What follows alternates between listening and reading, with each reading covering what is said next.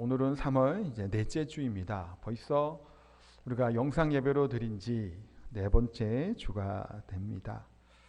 참 이제 길어지고 있어서 참 안타깝기도 하고 좀 염려도 됩니다. 같이 기도하시면서 또 각자 가정에서 개인적으로도 큰 귀한 은혜의 시간이 되시기 바랍니다. 혹시 우리 성도님 중에서는 가장 기억에 남는 선물이 있으신가요? 이런 질문을 아마 제가 지금 던졌고 이 질문을 들은 이 순간에 아마 떠오르는 선물이 한두 가지 정도는 있을 것 같습니다. 지금 생각나는 그 선물이 왜 가장 기억에 남을까요? 아마도 그 선물은 특별한 의미를 가지고 있기 때문입니다. 누구에게 특별한 의미인가요? 나에게 가장 의미가 있는 선물이라면 그것이 가치 있는 특별한 선물이다라고 얘기할 수 있습니다. 그런데 가치가 가장 있다고 하는 것이 가장 값비싸다라고 이야기를 하면 그것과는 조금 다르다라고 얘기할 수 있겠죠. 정말 소중한 사람이 준 선물이라면 그 소중한 얘가 준 선물이기 때문에 그것이 뭐 하는 건가요? 우리에게 가장 가치가 있고 또 소중한 선물이 될 수 있다라는 거예요. 이것은 이 선물이라고 하는 것은 가격이 얼마이고 또 그 값어치가 얼마큼 하느냐라고 하는 이 세상의 기준, 세상적인 가치, 돈으로 환산할 수 없다라는 거예요. 왜 그러냐면 돈으로 환산을 하게 되면 이 돈의 가치가 떨어지면 어떤가요? 그럼 이 선물의 가치가 같이 떨어질 수밖에 없다라는 거예요. 우리가 잘 아는 금값 있죠. 뭐 물론 금값이 계속 이제 상승되고 있고 많이 비싸고 그러던데 금이라고 예를 들어서 선물을 받았다고 하면 이 금의 가치가 떨어지면 이 금은 사실 선물로서 이 가치가 떨어질 수밖에 없다라는 겁니다. 그렇기 때문에 선물이라고 하는 것은 가격으로만 매길 수 있는 것이 아니다라는 사실을 우리가 너무나 잘 알고 있습니다.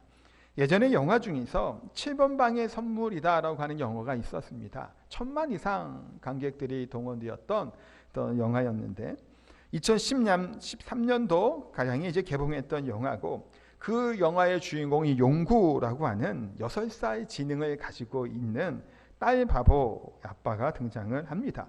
딸 바보라고 하는 것은 그냥 딸을 너무 사랑하는 바보가 아니죠. 정말 지능이 6살 정도밖에 되지 않은 성인 남자가 나오게 되고 이 용구를 위해서 이 교도소 7번 방에 있는 사람들이 예승이라고 하는 이 용구의 딸을 데리고 오려고 하는 그래서 기상천외한 작전이 펼쳐지는 따뜻한 영화가 바로 7번 방의 선물이라고 하는 영화입니다.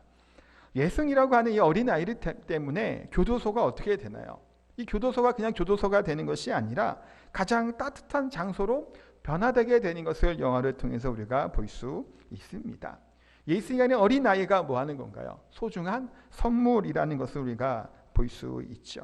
그렇기 때문에 얼마나 소중한가, 얼마나 가치가 있는가, 이것은 단순히 값으로 매길 수 있는 것이 아니라는 겁니다. 우리가 우리들의 자녀를 이야기할 때 뭐라고 얘기를 하나요? 너희는, 이제 저희 집에서도 종종 하는 얘기예요. 제 아내가 많이 얘기하는데, 너는 하나님이 엄마에게, 아빠에게 준 가장 가치 있는 선물이야 라고 이제 이야기를 합니다. 어릴 때는 자기가 왜 선물인지를 몰라요. 그냥 선물은 뭐 포장지에 받아서 뭐 이게 선물인데 이렇게 얘기해요. 지금이야 이제 웃으면서 서로 이제 그렇게 하는데 아이가 가장 가치 있는 선물이라는 것은 뭘까요? 그만큼 소중하고 우리에게는 우리의 자녀가 무엇보다도 소중하기 때문에 가장 가치가 있기 때문에 하나님의 가장 최고의 선물이 우리의 자녀들이라고 이야기를 하는 겁니다. 근데 오늘 본문 8절에 보니까 이렇게 말씀하고 있죠. 우리 8절 말씀 우리 한 번 더 읽도록 하겠습니다. 너희는 그 은혜에 의하여 믿음으로 말미암아 구원을 받았으니 이것은 너희에게서 난 것이 아니요 하나님의 선물이라. 오늘 본문 여기서 바울은 구원을 하나님의 선물이다라고 표현하고 말씀하고 있습니다. 구원이란 죄의 용서함을 받고 하나님의 자녀로 영생을 누리는 것, 그것이 바로 구원입니다. 여기서 죄에서 구원을 받았다라는 것이 얼마나 위대하고 얼마나 대단한 것인지 좀 상상해 봤으면 좋겠습니다. 요즘 코로나19 바이러스로 인해서 전 세계가 우리나라가 얼마나 걱정을 하고 염려하고 있는지 모릅니다. 지금 우리나라에만 중국과 이 아시아 지역에 있었던 코로나19 바이러스가 유럽 전역을 지금 강타하고 있죠. 뭐 선진국이라고 얘기하는 이탈리아나 프랑스, 독일 같은 나라도 어마어마한 숫자의 확진자들과 사망자들이 나오고 미국도 지금 큰 어려움을 겪고 있습니다. 한 명의 확진자가 나오면 어떻게 되나요? 이 사람이 다녀간 곳들은 다 뭐하죠? 접촉이 있었던 곳을 폐쇄하기도 하고 또 소독을 하고 또 접촉했던 이 사람들은 자가격리에 들어가게 됩니다. 어떤 곳은 그래서 폐쇄되는 경우도 참 많아요. 최근에 교회에서 이제 집단 확진자가 나왔습니다. 또한 병원에서 집단 확진자가 나왔죠. 콜센터에서도 나왔다라는 것을 다들 아실 겁니다. 너무나도 심각한 상황 가운데 우리가 처해 있습니다. 특별히 교회에서 집단 확진자가 나왔다라고 하는 것들 때문에 교회도 지금 같이 좀 욕을 많이 먹고 있는 상황입니다. 우리 교회도 조속히 다시 모여서 예배를 드려야 될 텐데 이것이 지금 한 주 한 주 더 미뤄지고 있는 상황입니다. 이번 주까지만 이렇게 녹화를 하고 다음 주에는 좀 모여볼 수 있을까라고 하는 기대를 가졌다가도 지금 사회적인 분위기와 상황 때문에 그렇지 못한 상황 가운데 우리가 처해져 있습니다. 이러한 전염병들 때문에 경제 또한 너무나도 곤두박질 치고 있죠. 모든 행사가 취소됩니다. 좀 있으면 부활절이 다가오고 있어요. 어떤 방송국에서는 기독교 방송국 얘기하는 거예요. 부활절 행사를 위해서 뭐 포스터도 보내주기도 하고 함께 뭐 이렇게 협조해 달라고 하는 공문도 오고 했는데 지금 뭐 아무것도 안 되는 상황입니다. 불교에서도 부처님 오시는 날 같은 경우는 다 취소되고 연기됐다라고 하는 얘기를 듣습니다. 뿐만이 아니죠. 계약도 4월까지 연기되었어요. 사상 초유의 일들이 지금 일어나고 있습니다. 그만큼 심각한 상황에 지금 우리나라와 이 세계가 직면해 있음을 보게 됩니다. 그런데 이러한 코로나19 바이러스도 심각하죠. 이 전염병이 매우 심각합니다. 근데 우리 인간의 죄는 이러한 전염병보다 어떨까요? 더 무섭다라는 거예요. 로마서 3장 23절에 보면 이렇게 말씀하고 있습니다. 함께 읽겠습니다. 모든 사람이 죄를 범하였음에 하나님의 영광에 이르지 못하더니. 그리고 6장 23절에 또한 죄의 싹은 사망이요 라고 말씀하고 있습니다. 성경은 분명하게 말씀하고 있어요. 인간은 뭐라는 걸까요? 모든 사람이 죄인이라는 겁니다. 그래서 결국에는 사망하게 될 것에 대해서 분명하게 말씀하고 있습니다. 지난주에 봤던 말씀이기도 하죠. 죄로 죽었던 우리를 살리셨다라고 말씀했던 죄인이었다라는 겁니다. 아담의 범죄로 인해 모든 인류는 전적인 타락 가운데 빠지게 된 겁니다. 다시 말하면 우리 모두가 다 죄인이라고 말씀하고 있습니다. 로마서 3장 10절부터 12절까지 또 이렇게 말씀합니다. 같이 읽겠습니다. 기록된 바 의인은 없나니 하나도 없으며 깨닫는 자도 없고 하나님을 찾는 자도 없고 다 치우쳐 함께 무익하게 되고 선을 행하는 자도 없나니 하나도 없도다. 아멘. 우리는 모두가 다 뭐라는 건가요? 죄인이다라고 성경은 분명하게 말씀하고 있습니다. 지금 코로나19 바이러스 때문에 다시 좀 이렇게 곽강받고 있다고 해야 되나요? 표현이? 또 이렇게 관심이 갖기에도 상영되고 있는 또 이제 넷플릭스나 여러 군데에서 나타나고 있는 영화가 있습니다. 감기라고 하는 영화예요. 제가 그저께인가 해서 잠시 가족들과 함께 영화를 좀 다 보진 않았는데 조금 봤습니다. 그게 지금 문제가 됐죠. 지금 같은 상황들 물론 이제 굉장히 가장이 좀 심하더라고요. 아비규환이에요. 어마어마한 그런 혼란을 가져오게 되고 분당 그 지역이 폐쇄되는 일들이 일어나고 그 분당에서 나오려고 그러고 또 지금 시대가 어느 시대인다는 생각이 들 만큼 실제로 총을 쏘게 되는 군인들의 모습들, 그러면서 얼마나 인간의 이기심들, 탐욕들이 그 가운데 나타나고 있는지 모릅니다. 자신들의 이권을 위해서 전혀 개의치 않는 이 정부 관계자들의 모습들이 그 영화에 이제 그려지고 있는 것을 보고 미국 또한 또 그렇게 나오게 돼요. 항상 그런 영화를 보면 다 미국은 나쁜 역할이고 좀 나쁜 놈들이더라고요. 백두산이라는 영화도 봤을 때도 그렇고 어쨌든 간에 그런 것들이 다 뭘까요? 자기 이기심이 가득 차 있는 것을 보게 됩니다. 나는 피해를 보지 않으려고 해요. 그래서 분당에 격리되어 있던 그 사람들이 다 빠져나오려고 하죠. 왜 선동을 하나? 마동석이 막 선동을 해요. 우리는 서울로 가야 된다. 서울로 가야 이 사람들이 치료약을 만들고 해결을 하지 우리 그냥 다 죽이려고 한다는 거예요. 실제로 안매장을 다 시키는 잔인한 것들이 영화에 그려지고 있습니다. 우리 인간이 어떠한 존재인가요? 이처럼 죄인이다라는 것을 저는 그것을 보면서 좀 생각하게 됩니다. 물론 인간의 탐욕과 이기심들이 사람마다 다 다르죠. 비교적 조금 더 선한 사람이 있고 그렇지 못한 사람도 분명히 있을 겁니다. 그러나 분명한 것은 뭔가 하면 우리 인간들은 다 죄인이고 이기심과 탐욕이 가득한 사람들이다라는 거예요. 그렇기 때문에 우리 모두는 죄의 결과로 죽게 되는 영원한 형벌을 받는 우리들, 구원받아야 마땅한 사람이 바로 우리 인간들이다라고 성경은 분명히 말씀하고 있습니다. 우리 너무나 사랑하시는 주님은 우리에게 당신의 가진 모든 것을 아낌없이 주시는 분이십니다. 무엇보다도 누구를 우리에게 주셨나요? 독생자 외아들 예수 그리스도를 우리에게 주셨습니다.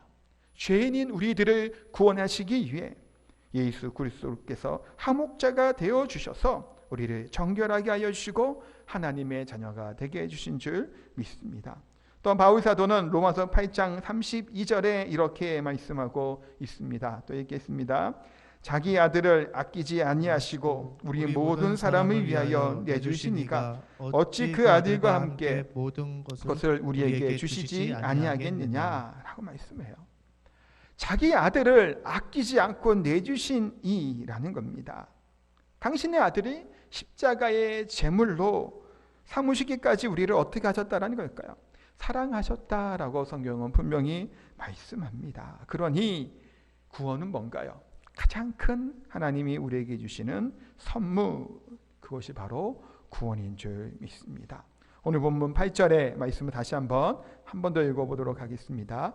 너희는 그 은혜에 의하여 믿음으로 말미암아 구원을 받았으니 이것은 너희에게서 난 것이 아니요 하나님의 선물이라.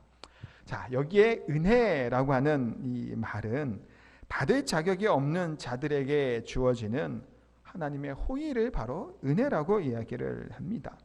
은혜는 기독교라고 하는 이 종교라고 하면 이 복음의 가장 큰 특징은 바로 이 은혜입니다. 우리 기독교를 사랑의 종교라고도 이야기를 하지만 은혜의 종교라고 부를 수 있는 것이 바로 은혜가 가장 중요하기 때문이죠. 사실 우리가 하나님의 자녀로 구원받은 것은 기적과 또 같은 일이다라고 얘기할 수 있습니다. 우리 사랑하는 성도님들은 어떻게 예수님 믿게 되었고 교회에 나오게 되셨나요? 그것을 생각해 보면 기적이라는 겁니다. 때로는 누구는 부모로부터 신앙의 유산을 물려받아서 어릴 때부터 자연스럽게 믿게 된 사람도 분명히 있을 겁니다. 또 어떤 사람은 예기치 못한 일들 가운데 하나님을 만나게 되고 교회에 초청받고 인도하게 된 분들도 분명히 있다라는 거예요. 그런데 어떤 사람들은 어떤가요?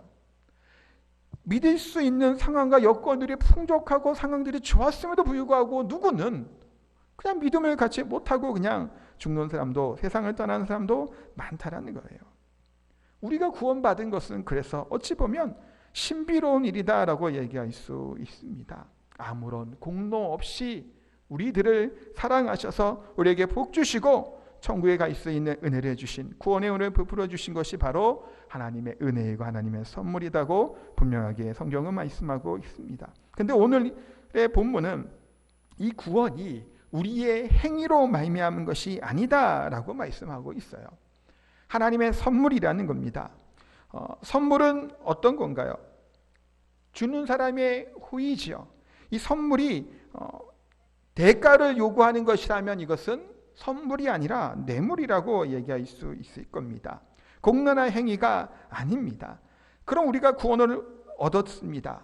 누군가 소리쳐서 구원해 주세요, 살려주세요 라고 이야기해서 구원을 받은 것 또한 아니지요. 이 은혜는 우리 사람들 사이에 사용되는 그런 은혜가 아니라는 거예요. 어떤 사람이 무엇인가를 요청을 합니다. 요구를 해요. 좀 도와달라고 하는 요청을 합니다. 그런데 이 소리를 듣고 선한 사람, 영화 감기 얘기 잠깐 드렸지만 대통령도 좀 선하고 몇몇 선한 사람이 있어요. 의사들 몇몇들이. 그런 사람은 비교적 선하죠. 그런 사람들의 그런 손을 통해서, 손길을 통해서 구원함을 받는다라면, 도움을 받는다라면, 꼭 그러면 나름대로 또 이제 소리치고 외쳤던 이유가 있을지는 모르겠습니다. 그런데 소리쳐 외쳤기 때문에 살려준 것이 아니라 죽었던 우리에게 하나님께서 일방적으로 찾아오셔서 우리를 살려주신 것, 그러기에 그것이 은혜라는 겁니다. 다시 말하면 은혜란 내가 아무것도 하지 않았음에도 불구하고 얻게 되는 것을 은혜다라고 얘기할 수 있습니다. 만약 우리가 완전히 죽은 존재가 아니고 죽어가는 존재라고 얘기한다면 우리는 전적으로 하나님의 은혜라고 말하지 않을 수도 있을 것 같아요. 왜냐하면 우리가 살려달라고 하는 외친 나름대로의 공로를, 그것도 공로인지는 모르겠지만 그걸 좀 이렇게 한다고 하면 공로가 될지도 모를 것 같아요. 그러나 은혜는 나의 공로가 전혀 개입되지 않은 도우심, 또한 이것을 믿는 것이 믿음이라고 성경은 분명하게 말씀합니다.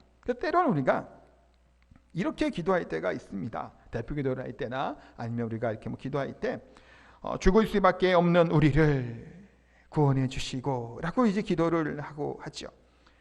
그런데 성경은 뭐라고 얘기하고 있나요? 우리 지난주에 봤던 2장 1절에도 그는 허물과 죄로 죽었던 너희를이죠. 죽을 수밖에 없는, 물론 그 말도 어느 정도 일리 있는 말이긴 합니다. 죽을 수밖에 없다고 하는 죽음이 그것이 기도할 때 얘기는 그거겠죠. 지옥에 가게 되고 영원히 형벌 받는 것을 생각을 하고 죽을 수밖에 없다로 얘기하겠지만, 성경에서 하나님은 우리에게 얘기한 것은 뭘까요? 죽었던이에요. 죄의 삭은 사망이고 하나님과 영적으로 분리된 상태는 죽은 상태라는 거예요. 이것은 나의 공로나 의지와 나의 노력들이 들어가는 것이 아니라는 겁니다. 다시 말하면 하나님의 입장에서 우리를 도우신 것이 은혜라는 겁니다. 또한 이 은혜를 우리 인간의 입장에서 받아들이는 것, 나는 전적인 죄인이고 하나님의 은혜로 내가 구원받았다는 것을 받아들이는 것, 이것이 믿음이다라고 얘기할 수 있는 거예요. 그래서 우리가 교회에 나오게 된 것, 내가 영원한 것을, 천국을 사모하는 것, 하늘의 소망을 품고 살아가는 그 모든 것, 그것은 뭘까요? 나에게 이런 것을 할 수 있는 자질이나 노력들, 그런 것이 있었던 것이 아니라 전적인 하나님께서 행하셨다라고 고백하는 것, 또한 이것이 은혜라는 겁니다. 이것을 믿는 것이 믿음인 줄 믿습니다. 우리가 아브라함을 잘 아실 거예요. 아브라함을 뭐라고 부르나요? 믿음의 조상이라고 부릅니다. 그런데 아브라함이 원래 하나님에 대한 대단한 믿음이 있었던 사람인가요? 그렇지가 않아요. 우리가 아브라함의 믿음의 조상을 얘기를 할 때 이런 좀 행위적인 것 생각하면서도 우리가 믿음의 조상이라고 얘기를 하기도 합니다. 나이가 많았던 사람이었죠, 아브라함은. 그런데 갈대아 우르 땅을 떠나서 하나님이 명하신 대로 갔다. 결단하고 순종했다. 물론 그렇게도 얘기할 수 있겠지만 그렇게 얘기를 합니다. 그래서 나보다 참 믿음이 좋은 사람이구나 라고 생각을 해요. 또한 아들 이삭을 모리아산에서 하나님께 바치죠. 그 사건을 떠오르면, 생각해보면 나는 그렇게 못할 것 같으니 아브라함의 믿음이 대단하다고 이야기할 겁니다. 그러나 성경은 분명하게 말씀하는 것은 뭘까요? 아브라함의 의로움, 그것이 하나님의 구원의 조건으로 택했다라고 얘기하지 않죠. 하나님은 아브라함의 믿음을 의로 여기셨다라고 분명하게 말씀하고 있습니다. 만약 아브라함의 공로를 보고 하나님께서 의로 여기셨다면 아브라함은 결코 의로운 사람이 될 수 없습니다. 왜냐하면 아브라함이 전적으로 하나님 말씀에 순종했던 사람이 아니기 때문이에요. 본토 집을 떠나라라고 했던 아브라함이 처음에 누구랑 함께 가게 됩니까? 아버지 데라와 함께 갑니다. 친척 집을 떠나라고 했는데 누구 데리고 가나요? 조카 롯을 데리고 가지요. 아들을 주시겠다라고 했던 하나님의 말씀 앞에서 계속해서 기다리고 순종하지 못합니다. 급한 마음에 여종이었던 하갈을 아내로 맞이해서 아들을 낳게 됩니다. 불순종의 아들이죠. 이런 아브라함의 걸어온 인생길을 보면 어떤가요? 물론 아브라함을 안 좋은 사람을 매래 그러한 의미가 아니에요. 본받을 게 많고 참 순종의 사람이고 믿음의 사람인 것은 분명합니다. 그러나 아브라함의 한 행위만이 그가 의롭게 되고 믿음 있는 사람으로 만들어주는 것이 아니라는 것을 이야기하고 싶은 거예요. 아브라함이 될 수 있었던 것은 전적으로 하나님의 은혜라는 사실을 우리가 기억해야 됩니다. 아브라함만 그랬던 것이 아니에요. 하나님이 노아를 택할 때, 하나님의 백성들을 택할 때 그들의 뭔가 의로움이 있었기 때문이 아니라 하나님이 이미 예정하시고 택하신 하나님의 은혜가 있음을 성경 전체를 통해서 우리가 깨닫게 되고 알게 됨을 보게 됩니다. 그래서 우리가 가지게 된 믿음을 자랑할 수 없다라고 성경 또한 분명하게 말씀합니다. 선물은 거저 받았기 때문에 선물입니다. 선물을 자랑할 때가 근데 있습니다. 뭐 어떤 것들 자랑을 할까요? 다이아 반지를 받았습니다. 반짝반짝 빛나고 아름답죠. 여자들이 받고 싶은 선물은 작고 반짝이는 거잖아요. 이것을 받았어요. 이걸 막 자랑하고 싶어서 자랑할 수 있을 거예요. 근데 어떤 부모님들이 자랑하는 그 선물 받아 자랑할 것들이 있어요. 어떨 때 자랑을 하나요? 내 생일날 우리 내 자녀들이 여행을 보내줬다고 얘기를 해요. 그러면 여행을 갔다 온 것을 자랑을 하나요? 그 부모님들이 아니면 여행을 보내준 자녀를 자랑하고 있는 건가요? 자식들을 자랑을 하는 거예요. 우리 부부 결혼기념일인데 우리 딸애가 나를 어떻게 또 얘기를 해요.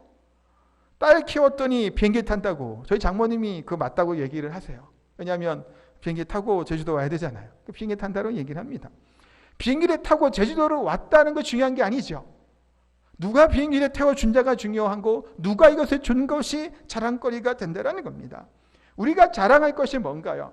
우리들의 행위가 우리의 자랑거리가 되는 것이 아니에요. 선물을 주신 이 하나님이 우리의 자랑이 되어야 된다는 겁니다.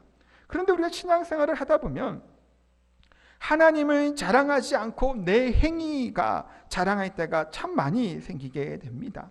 은혜로 우리가 구원을 받았죠. 근데 구원받은 이후에 우리의 삶이 달라져요. 뭐가 어떻게 달라지나요? 이 좋은 얘기예요. 처음에 하나님의 은혜가 너무 크고 감사하니까 열심히 신앙생활을 합니다. 예배도 빠지지 않게 나옵니다. 그 중에서 새벽 기도까지 나와요. 또한 수입의 10분의 1에 드린 11조 생활, 헌금 생활도 잘합니다. 금식도 해요. 또한 불쌍한 사람, 어려운 사람을 도와주기도 합니다. 전도하고 선교하는 일도 해요. 봉사도 해요. 주방에도 들어갑니다. 마당도 쓸고 기어서 청소도 하고 그래요. 굳은 일을 마다하지 않는 겁니다. 그러면서 우리 안에 무슨 마음이 생길까요? 나는 참 믿음이 좋은 사람이구나. 나는 참 신앙생활 잘하는 사람이구나 라는 생각을 하기 시작을 합니다. 그러다가 신앙생활 하지 않은 저 사람을 볼 때는 저 사람 집사라는 사람이, 이 중직이라고 권사라고 하는 사람이 어떻게 새벽 기도도 안 해, 금식도 안 해, 전도도 안 한대, 봉사도 안 하고 무슨 직분자라고 하고 있는지, 먼저 된 자가 나중된다고 하고 나중된 자가 먼저 된다고 하니 꼭 그 꼴이구나. 내가 나중됐는데 이렇게 먼저 되었는데 라고 하며 다른 사람을 정죄하기 시작을 하고 있는 겁니다. 물론 우리는 새벽 기도 나오지 않는 분보다 새벽 기도를 하는 분이 더 믿음이 깊고 좋을 확률이 더 크죠. 물론 그렇다고 새벽 기도 나온다고 다 좋다고 단정질 수는 없어요. 그러나 그렇게 하는 사람이 더 깊은 신앙의 믿음을 가지고 있을 수 있습니다. 11조를 하고 헌금 생활을 하는 사람이 안 하는 사람들보다 더 성숙한 사람일 수 있습니다. 그런데 이런 행위들이 종교적인 만족감을 가져다 주는 걸로 생각해서는 안 된다라는 거예요. 이것이 나의 자랑거리가 되어서도 안 된다라는 겁니다. 예수님께서 공생사역을 하시면서 가장 많이 책망했던 대상자 부류들이 있어요. 누군가요? 바리새인들이에요. 독사의 자녀들아라고까지 얘기를 합니다. 근데 이 바리새인들은 하루에 3번씩 정해놓고 기도했던 사람들이에요. 구제도 정말 많이 했던 사람들이에요. 율법 조항을 지켜놓고 철저하게 지켰던 사람이 바리새인들이에요. 근데 예수님은 그들을 외식하는 자라고 책망을 하셨습니다. 좀 기도 얘기해서 잠깐 말씀을 드리면 이들이 했던 기도는 뭔가요? 외식하는 기도라고 예수님이 말씀을 하시죠. 거리 어귀에서 손을 높이 들고 하나님께 기도를 합니다. 경건해 보입니다. 그 옷도 입고 다녀요. 바리새인들은 그렇게 두루에 쭉 긴 이런 옷들 하늘으로 막 기도를 합니다. 이 기도는 누구에게 하는 거예요? 하나님께 해야 되는데 그들의 기도는 뭔가요? 자기 자신이 신실하게 보이게 하고자 하는, 자기 자신을 의롭게 보이려고 하는 그런 자아도취에 빠진 그런 기도를 하고 있는 그 모습들을 보고 예수님은 외식하는 자들아, 독사의 자녀들아 라고 책망하고 있는 겁니다. 우리들이 끊임없이 생각하고 있는 것은 선한 것이 아니라 악함이 참 많다라는 겁니다. 그래서 우리들이 고민하는 것들, 또 무언가 하는 것들이 그렇게 선한 것들이 막 나타나지 않을 때가 참 많아요. 또 사도행전에 나와 있는 아나니아와 삽비라를 아실 겁니다. 이들은 큰 부자였던 것 같아요. 그러니까 이제 자신이 가지고 있었던 뭐 땅이나 뭐 문서나 그것들이 부동산들이 있었겠죠. 그것들을 팔아서 이제 얼마를 감춥니다. 그리고 얼마를 하나님께 예물로 드린 거예요. 굉장히 대단하죠. 그 많은 재물 중에서 하여튼 얼마는 감췄대지만 나머지를 하나님께 드린 거예요. 그것도 부자였던 사람인데. 근데 이것은 뭔가요? 종교적인 행위이고 종교적인 자랑인 거예요. 신앙이라는 것이 뭘까요? 내가 어떠한 행위를 한 것 때문에 하나님께 인정을 받거나 사람들 인정을 받고자 하는 것이 아니라는 겁니다. 참된 믿음은 새벽 기도를 열심히 하는 것으로 인정받는 것이 아니에요. 물론 또 얘기할 거예요. 하여튼 아니에요. 참된 신앙은 내가 금식하고 구제하고 봉사하고 하는 것으로 통해서 나를 높이는 것이 아니에요. 이와 같은 섬김과 봉사를 통해서 나를 뭐 하는 걸까요? 낮추는 것이 바로 신앙의 삶이라는 겁니다. 또 우리는 때로는 착각을 하게 되고 이 행위적인 신앙에 몰두하며 살아갈 때가 너무나 많다라는 거예요. 우리가 항상 본받고 따르기를 소원하는 예수님은 어떤가요? 많은 사람들이 몰려왔습니다. 이때 예수님은 하나님과 대화의 자리로 가시죠. 한적한 곳, 조용한 곳으로 가셔서 밤이 새도록 하나님께 기도합니다. 박수갈채를 받고 높임을 받으려고 하시지 않았다라는 겁니다. 하나님께 오히려 나아갔던 것이 예수님의 모습인 것을 봅니다. 사랑하는 성도 여러분, 우리가 만약에 40일을 금식기도 했다고 하는 것을 가지고 내가 굉장히 영성이 좋고 신실한 사람이라는 착각에 빠져서 내 이 영향력을 막 발휘하려고 해서도 안 된다라는 거예요. 참 예전에 산기도 많이 하셨죠. 철야기도 많이 하셨을 테고 그것들이 우리의 자랑거리가 아니라는 겁니다. 우리가 40일의 금식을 하든 금식 철야를 하든 산기도를 하든 뭐 매일매일 같이 어떠한 행위들을 했던 간에 그것이 스스로 자랑하게 함도 아니고 다른 사람들 앞에 그때 의롭게 만들지도 못할 뿐이 아니라 은혜로 선물 구원을 받은 선물 받은 우리가 마땅히 감사함으로 하나님께 나타내 보여드려야 될 행위가 바로 이와 같은 행위인 것이지 나를 높이는 것도 아니고 누구에게 나를 드러나기 위함도 아니라는 사실을 기억하시기 바랍니다. 행위가 자랑은 아닙니다. 그러나 행위가 동반됨을 또한 우리가 깨닫게 되죠. 그러면 구원받은 선물로 받은 우리가 한번 생각해 볼 것이 또 있습니다. 2장 10절. 지금 금방 얘기가 조금 상반될 수 있는 부분이기도 합니다. 2장 10절 말씀을 같이 한번 우리가 읽어보도록 하겠습니다. 우리는 그가 만드신 바라 그리스도 예수 안에서 선한 일을 위하여 지으심을 받은 자니 이 일은 하나님이 전에 예비하사 우리로 그 가운데서 행하게 하려 하심이니라. 아멘. 하나님께서 우리는 그가 만드신 바라라고 말씀을 합니다. 표준 세번역에 보면 우리는 하나님의 작품입니다라고 이제 번역되어 있습니다. 또 헬라어에서는 포이에마라고 하는 단어입니다. 이 단어는 피조물이라고 하는 말과 이제 작품이라고 하는 말의 뜻을 가지고 있습니다. 우리 하나님의 자녀들은 보통 작품들이 아니죠. 대단한 예술작품이다라고 걸작품이라고 얘기할 수 있습니다. 뭘 통해 알 수 있나요? 창세기에 보면 하나님께서 우리를 만드셨습니다. 그러고 뭐라고 얘기하시나요? 보시기에 심히 좋았더라. 하나님의 작품 중에 걸작품이라고 하고 분명하게 성경은 말씀하고 있습니다. 저 여러분 하나님의 작품입니다. 놀라운 일이다라는 거예요. 어떤 목사님께서 이걸 이렇게 얘기하시더라고요. 교회는 하나님의 작품 전시장입니다. 그래서 주일 예배에 모인 이 시간은 작품 전시회라 라고까지 표현하는 거 보는 좀 재미있는 표현인 것 같아요. 그렇다면 그만큼 우리가 어떤 존재라는 걸까요? 하나님이 빚으신 최고의 작품들이라고 얘기할 수 있습니다. 그런데 우리가 잘 알겠지만 누가 만들었냐에 따라서 이 상품의 가치는 천차만별, 하늘과 땅 차이가 납니다. 아마 유럽에 여행 다녀보신 분들은 아실 거예요. 보통 뭐 프랑스나 서유럽 쪽, 이탈리아 아니면 이제 영국 그런 유럽 국가에 가게 되면 꼭 들어가고 보는 데가 있습니다. 어디를 가나요? 박물관에 들어갑니다. 뭐 세계 3대 박물관이라고도 얘기하는 뭐 여러 박물관들이 있더라고요. 그 중에 루브르 박물관에 가면 볼 수 있는 유명한 작품이 있습니다. 모나리자라고 하는 작품이에요. 이 작품을 보기 위해서는 많은 사람들이 거기에 모여 있는 것을 보게 됩니다. 물론 좀 가서 보지는 못했는데 뭐 TV에서 본 건데 그러더라고요. 뭐 다비드 조각상 같은 경우 진짜 작품 같은 경우는 사람들이 가득 차게 되죠. 사실 진품을 보기 위해서 이렇게 많은 사람들이 모여드는 겁니다. 사실 모작도 참 많다고 해요. 비슷하게 생긴 모작들. 보통 우리나라 박물관들을 가게 되면 진짜 진품들은 따로 보관을 하고 이제 모작이나 이렇게 뭐 복사본 같은 것들이 이제 전시되어 있는 것들도 참 보게 되지요. 그런데 진품은 그 가치가 다르다라는 겁니다.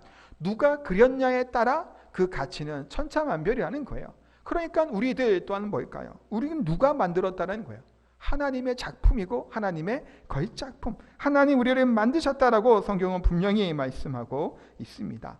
사랑하는 성도 여러분, 왜 하나님께서 나를 작품 삼으셨을까요? 그 이유가 무엇일까요? 10절에 다시 한번 읽도록 하겠습니다. 우리는 그가 만드신 바라 그리스도 예수 안에서 선한 일을 위하여 지으심을 받은 자니 이 일은 하나님이 전에 예비하사 우리로 그 가운데서 행하게 하려 하심이니라. 아멘. 하나님께서 우리를 지으신 목적이 분명히 있다고 성경은 말씀합니다. 뭐라고 얘기하나요? 선한 일을 위해 만드셨다라는 거예요. 이 일은, 이게 선한 일은 하나님이 전에 예비하신 일이다라고 말씀을 합니다. 하나님이 벌써부터 예비하시고 우리를 구원해 주셨다라는 거예요. 이 선한 일은 무엇일까요?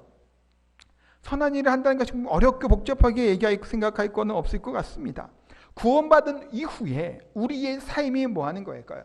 영향력 있는 삶을 살아간다라고 봐도 좋아요. 예수님께서 마태복음 5장 16절에 이렇게 말씀을 합니다. 또 읽겠습니다. 이같이 너희 빛이 사람 앞에 비치게 하여 그들로 너희 착한 행실을 보고 하늘에 계신 너희 아버지께 영광을 돌리게 하라. 아멘. 다시 말하면 우리의 선한 행위로 인하여 하나님께서 영광을 받으신다라고 분명하게 말씀하고 있습니다. 사랑하는 성도 여러분, 구원은 행위로 받지 않습니다. 뭔가를 잘했기 때문에 그 대가로 이제 구원받는 것은 아니에요. 그렇다고 이 행위 자체가 부정되어져서는 절대로 안 된다는 거예요. 오늘날에 많은 오해가 있는 것이 뭘까요? 은혜로 말미암아 구원을 받았다고 우리의 삶과 행위가 무시되거나 이게 우리의 행위들이 되게 천시되거나 되게 낮춰지는 경우가 많은 것을 보게 됩니다. 행위가 아닌 은혜로 우리를 구원하셨죠. 그것은 분명한 사실이에요. 그러나 왜 그런 우리를 구원하셨을까? 물론 하나님 우리를 사랑하셔서 구원하셨습니다. 그런 우리에게 하나님이 주시는 목적과 우리에게 비전이 있는 것이고 하나님 우리에게 바라시는 것이 있다는 사실을 우리 깨달아 알아야 되는 거예요. 그래서 행위로 구원은 받는 것은 아니나 믿은 이후에 구원받은 이후에 우리의 삶은 뭔가요? 선한 일에 하나님이 예비하시기 위해서 우리를 택하셨다고 해서 분명히 말씀하고 있는 겁니다. 사랑하는 성도 여러분, 에베소 성도들이 어땠나요? 어떤 환경 가운데 이들은 살았을까요? 몇 번 말씀을 드렸죠. 도시가 굉장히 발달됐던 도시입니다. 그런데 음행에 들끓었고 우상 숭배와 쾌락의 도시가 바로 에베소예요. 예수 믿는 사람들을 핍박하는 신앙생활하기 힘들었던 도시이기도 합니다. 세상적으로 보면 매우 화려한 도시입니다. 로마 당시 소아시아 최대 도시였다고까지 이야기를 하죠.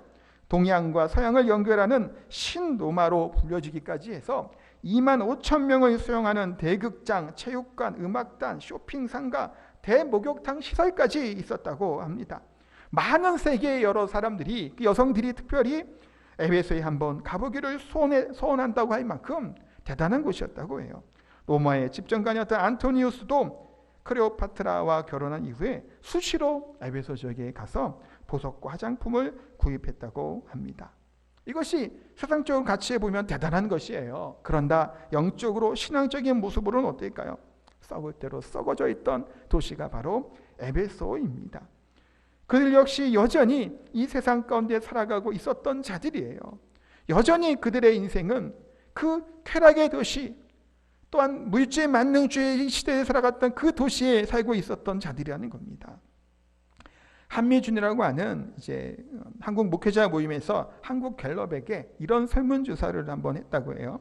신자와 비신자의 생활과 가치관에 대한 조사를 했다고 하는데 신자나 아니면 불신자들, 비신자들이나 가치관이나 도덕성이 별다른 차이가 없었다고 합니다. 그러니까 믿는 그리스도인이나 아니나 차이가 없다라는 거예요. 성윤리나 낙태에 있어서도 비슷했다고 해요. 세속화의 현상이 너무나 뚜렷하게 나타났다라는 것을 보게 됩니다. 신앙과 생활이 이렇게 나뉘어져 있는 현상들이 참 많다라는 겁니다. 교회에서는 칭찬받는데 헌신하지만 가정이나 직장에서는 비난을 받는 사람들, 참 이런 사람들이 많다라는 거예요. 그래서 제자와 군중은 다르다라고 하는 말이 있습니다. 이게 뭔 차이인가요? 수나 힘의 문제가 아니라는 거예요. 제자인 것인가 아니면 군중이냐라는 거예요. 군중은 아무리 많아도 큰 영향을 끼치지는 못해요. 물론 분위기를 막 할 수는 있겠죠. 지금 예수님께서 십자가에 달려 돌아가실 때 누가 예수님이 십자가에 못 박으러 외치나요? 그 군중의 무리들이지요. 그래서 어떤 면에서는 군중들은 허술하는 겁니다. 주변에 많은 사람들이 예수님을 따랐지만 결정적인 순간 예수님을 버렸다는 겁니다. 예수님의 제자들은 어떤가요? 물론 십자가 돌아가실 때는 도망갔지만 그 이후에 자기의 생명도 포기하고 목숨도 바쳐가며 복음을 증거하였던 것, 그것이 바로 제자들의 모습인 줄 압니다. 사랑하는 성도 여러분, 우리 교회와 한국교회에 주어진 과제가 질문이 뭘까요? 제자가 될 것인가? 군중으로 남아 있을까라는 겁니다. 우리는 하나님의 걸작품입니다. 이 하나님이 주신 이 가치, 특별한 가치를 우리가 드러내는 삶을 살아가야 될 줄 믿습니다. 많은 작품들이 있고 전시회를 가도 주목받는 작품들이 있습니다. 그러나 빛도 보지 못하고 구석에 있든가 창고에 있는 작품들도 있죠. 별로 감동을 못 주는 작품들도 있습니다. 그러나 어떤 작품은 많은 사람들이 몰려 있어요. 큰 보는 사람을 하여금 감동을 줍니다. 눈물을 흘리게 만드는 그런 것들도 참 많이 있습니다. 우리는 어떠한 사람으로, 어떠한 존재들로 살아가시겠습니까? 구석지게 먼지만 쌓여가는 존재로 살 것인가? 아니면 하나님의 걸작품으로 이 사회 가운데, 이 세상 가운데 빛을 발할 수 있는 자들로 살아가게 될지 우리 자신들이 돌아보는 저희들이 되기를 소원합니다. 우리가 교회에 모여서 예배를 드려야 되죠. 아까도 말씀드렸지만 그럼에도 불구하고 이렇게 영상으로 예배를 드리는 것은 이 세상으로부터 우리가 좀 비판의 대상이 되어서는 안 되기 때문이기도 하고, 우리가 이 정부나 지금 사회적 거리두기나 모임에 대한 자제를 요구하는 그런 정부나 세계의 그런 것들이 있었기 때문에 조금 더 우리가 한 달 정도 시간 동안 함께 이렇게 모이지 않았던 겁니다. 예배의 중요성을 우리가 너무나 잘 알고 있지요. 아마도 많은 분들이 지금 이렇게 영상으로 예배를 드리면서도 교회 오고 싶은 마음이 너무나 클 줄 압니다. 저 또한 마찬가지고 항상 모이던 이곳이 모이지 못하는 얼마나 그것이 안타깝고 슬픈 일입니까? 그러나 우리의 삶 가운데 사명이 또한 동일하게 있기 때문에 이와 같이 모이지 않고 영상으로 예배 드리는 것들도 어찌 보면 이 사회에서 요구하게 되는, 또한 이 전염병이 창궐하는 이 시대에 나름 우리 교회가 그 역할을 감당하기 위해서 감수하고 이렇게 영상으로 대신 예배를 드리고 있음을 우리가 좀 기억했으면 좋겠습니다. 그러나 그럼에도 불구하고 예배 드리는 것, 하나님께 나와서 기도하는 것, 이와 같은 것이 가치가 하락하거나 가치가 버젓없이 여겨서는 절대로 안 된다는 겁니다. 그렇기 때문에 우리는 폐를 끼치는 인생들로 살아가는 것이 아니죠. 자기 자신만을 위해서 살아가는 존재들도 아닙니다. 구원받은 우리 하나님의 선물로 은혜로 주신 이 구원받은 우리들의 백성으로의 삶들을 하나님의 기뻐하시는 삶을 살게 되기를 소원하고, 부르심의 소망에 따라 선한 일을 하고 거룩한 백성으로 이 세상에 선한 영향을 끼치며 살아가는 저와 성도님 되시기를 예수님의 이름으로 축복하고 기도합니다.